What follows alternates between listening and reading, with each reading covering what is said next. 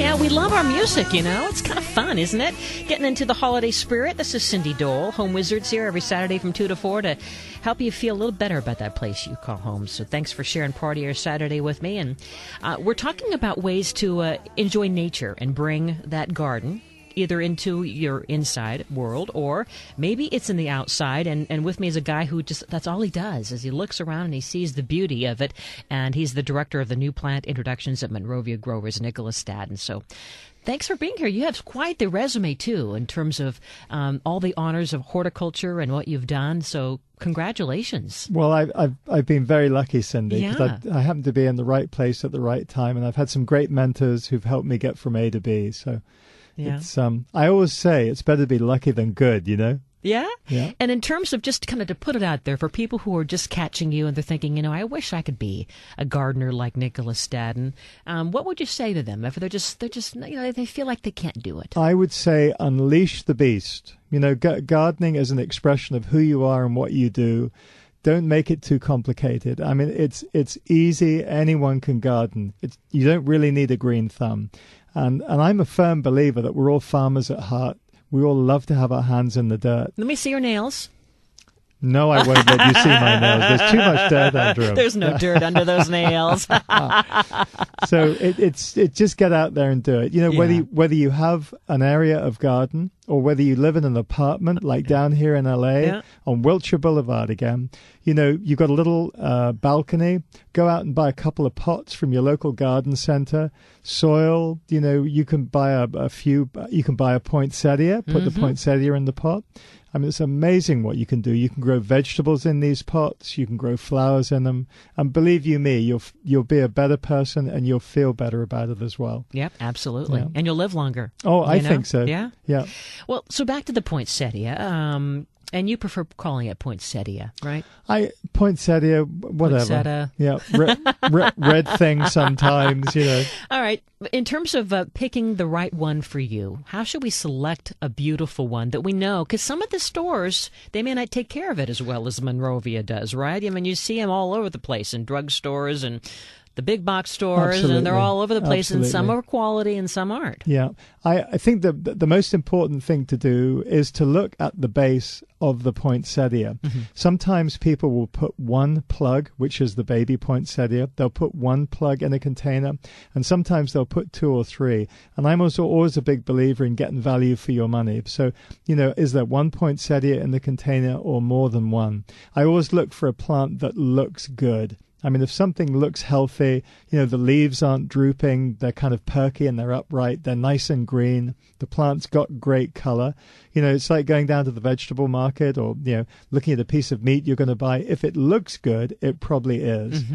The other really important thing is the soil. If when you pick up the poinsettia, it feels really, really light, then you're probably going to have to water that plant pretty frequently. So you want to have something that's got just a little bit of weight to it. Now, if you have an apartment or a home that you keep warm, you're probably going to have to water your poinsettia at least once a day. That's why we were chatting a little bit earlier. If you have your rooms or a little on the cool side, then you can water your poinsettia maybe once every couple of days, once every third day. I think the rule of thumb is if the top of the soil feels dry, then you need to give the plant a drink, you know. But if it looks good, then it probably is going to be good. Yeah? And they do prefer water when you say give them a drink. Yeah. Just that's that old, don't put any scotch in there. Okay. Yeah, they don't like just that for the much, record, you know, with the holiday cheer and all. Yeah, we tried eggnog once, but it didn't work. Oh, really? Yeah. Oh, darn it. Yeah. So besides some of the new colors that are coming out, you like the purple. The purple that is a plum, what's it called? Plum? It's plum pudding. Plum pudding, which is a cute name. Yeah. It doesn't matter what color we choose. I mean, it's just whatever appeals to us in terms of the chances of it doing well in our home. Absolutely. You know, poinsettias, the breeding has come so far in the last probably 10 or 15 years that the varieties which are available on the market today are great varieties. So let me just throw a few out. There's a great white one called Snowcap. Don't you love some of these names They for are. plants? It's like nail polish, yeah, you know, yeah. or paint. Yeah. When I go shopping with my wife every now and again, I always go to the fragrance counter and I look at what they're calling fragrances, because sometimes we can take these names and put them on plants as well. Oh, so you're behind all that. Well, I'm a little bit behind Seduction. that. Yeah, that's it. That's it. And then you've got a couple of other varieties, one called Max Red, and that's for the red poinsettia, real heavy bloomer. And then another one is called, I think it's called Red Ball. Red Bull? Ball, B-A-L-L. Yeah, Ball. Yeah. Red Ball. Red Ball.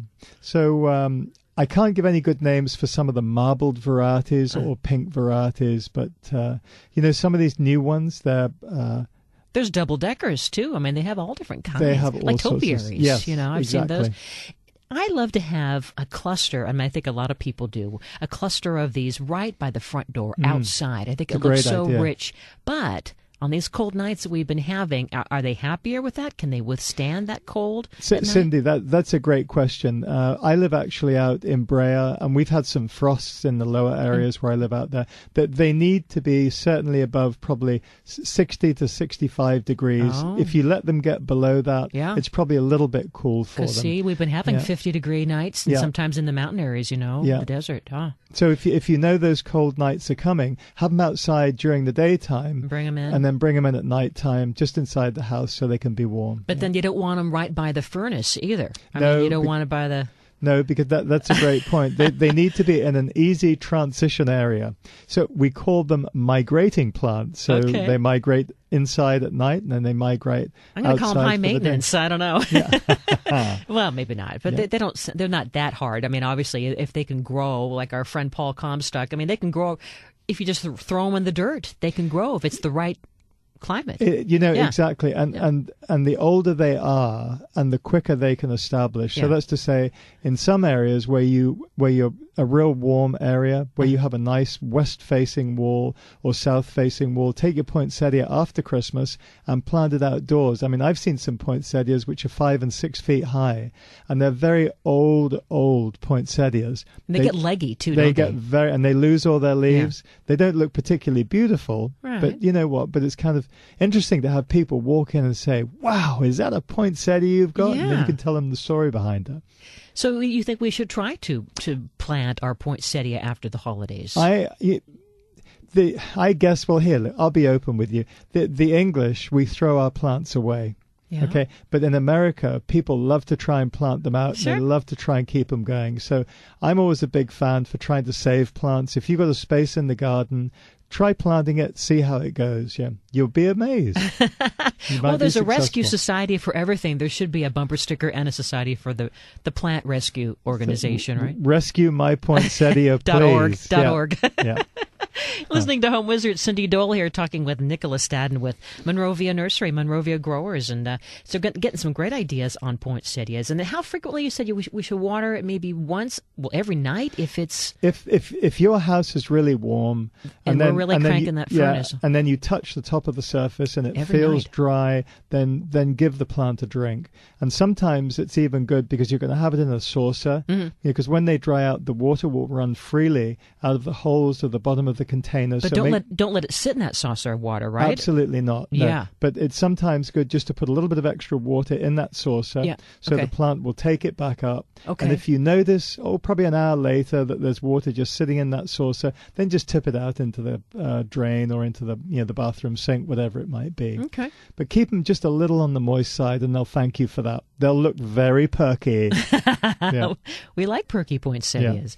Yeah. Let's see. Besides the poinsettia, there's a lot of Christmas bulbs. I mean, what are some of your favorite? I think the big Christmas bulb Amaryllis is the big one. Love Amaryllis. And we're probably a bit late this year, but what I would really encourage the listeners to do for Christmas of 2011 is buy an Amaryllis bulb and to actually grow the bulb yourself. I mean, it's great to go out and buy one, but these are things that you can do. You pop the Amaryllis bulb, I think, in the fridge for a very short time. You give it some chilling hours. I'm gonna have to guess a little bit. I'm sure you can find the information on the internet, but maybe like a week, something like that.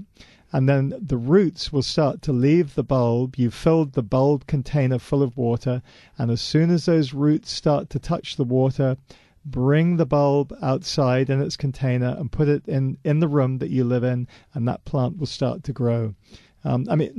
I know we shouldn't be talking about spring, but now is a great time to start thinking about your spring bulbs and putting them in the fridge, whether it's daffodils, hyacinths, which are my favorite. You can buy that wonderful hyacinth jar. Well, this sounds like a great Christmas present for the gardener on your list. And get anyone. bulbs. Yeah. And I think the fun thing is you can put hyacinths or daffodils, keep them in your fridge for like a month, quite a long time, and then when you bring them out, that's when they start to grow. And from my perspective, the scent of a hyacinth, there's nothing. It's like a gardenia. It's beautiful. Yeah. But we're talking about spring. That's what are okay. we doing? That's okay. It works. Yeah.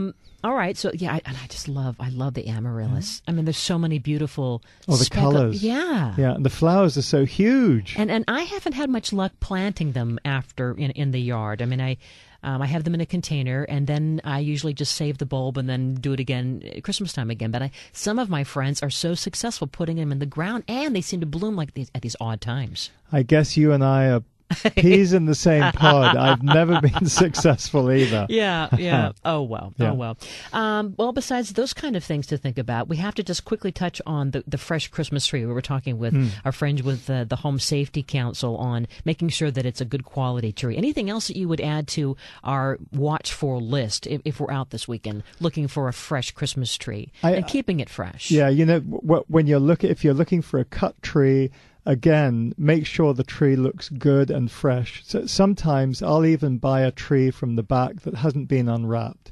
Make sure that when they put the tree, or before they put the tree in your car or on top of your truck, make sure they always do a fresh cut. And I think one of the really important things is that when you get the tree home, give it a big drink immediately. Now, I always put brown sugar in the water. And I think maybe it's an old wives' tale, but I've heard I put warm water in the cut tree dish, and I put 4 or 5 big spoonfuls of brown sugar, and I mix it up, and it's amazing. If it's a relatively fresh tree, you can go back the following morning, and all the water you put in the dish is gone because the tree has actually drunk it up. So what I do is I keep filling the base of the Christmas tree stand up with water until the tree has stopped taking the water up. I can normally get probably about 5 or 6 weeks out of a cut tree. It's a big bone of contention in our house how long the tree stays up. I was listening about lights on the tree, and who gets their way. Right. Like in your house, you get your way. Well, Sweetie Pie in my house gets our way. Yeah. What she says goes. Well, it's easier that way, Cindy. You take turns. I mean, you have to pick your battles. Right? But anyway, all right, well, in terms of brown sugar, I mean, I guess that makes sense. You hear about using 7-Up, or some kind of a sweetened soda. Everyone has their own little recipe, and then I always hear that if you want to put like maybe some aspirin or something like that in there to avoid the bacteria. Oh, that's a great idea. I hadn't heard that. Yeah. So good idea. I mean, who knows if any of these things really work? But I guess everyone has their favorite pick, and. But again, that drink, it's water and nothing stiffer, just for checking. No, stay away from the gin. And the gin's so expensive anyway to water a tree with, Yeah. Well, that's amazing that your tree is lasting for 6 weeks. It's it's almost like a competition at your house. It's pick a good one from the start and then keep it moist. Yeah. Do you have yours up already?